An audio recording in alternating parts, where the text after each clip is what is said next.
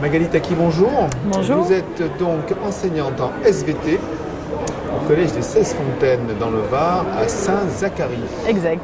Alors on va parler de la sensibilisation à la citoyenneté sous l'angle de la biodiversité, sensibilisation à la biodiversité. Et vous avez créé, enfin vos élèves ont créé un musée virtuel sur le thème de la biodiversité. C'est ça. Donc les élèves de 5e du Collège de Saint-Zacharie ont fait des recherches autour de la biodiversité locale. Donc on a la Sainte-Baume qui est juste à côté du collège, qui est depuis l'année dernière un parc national régional. Et donc on s'est dit c'est l'occasion pour aller un petit peu découvrir cette faune et cette flore et un petit peu les sensibiliser au patrimoine naturel.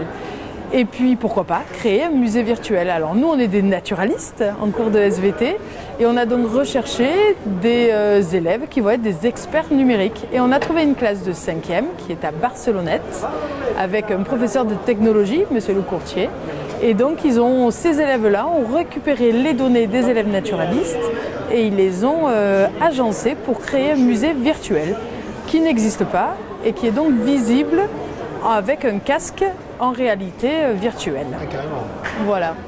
Le tarif d'entrée 2 €, le casque, l'achat du casque en carton. Oui, en carton, bien sûr. Voilà, donc on utilise les casques en carton et on a eu un va-et-vient permanent avec entre un échange d'informations entre nos élèves de Saint-Zacharie, qui étaient donc les recherches sur le terrain et qui recherchaient toutes les informations liées à ces êtres vivants et qui les envoyaient aux élèves de Barcelonnette de manière à créer des salles virtuelles pour découvrir chacun des êtres vivants.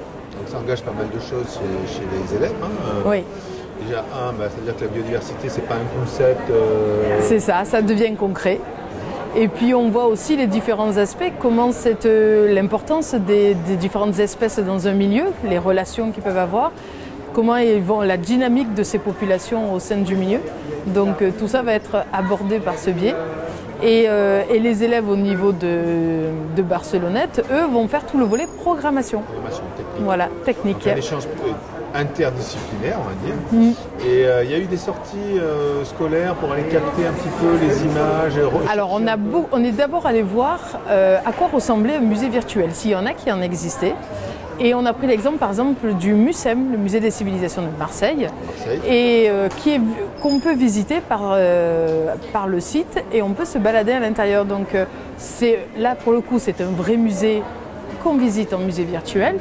C'était pas notre objectif, mais au moins ça nous permettait, enfin c'était pas ce qu'on veut faire, on veut pas créer un vrai musée, mais ça nous permettait de pouvoir imaginer les exigences qu'on devait appliquer pour notre musée virtuel à nous.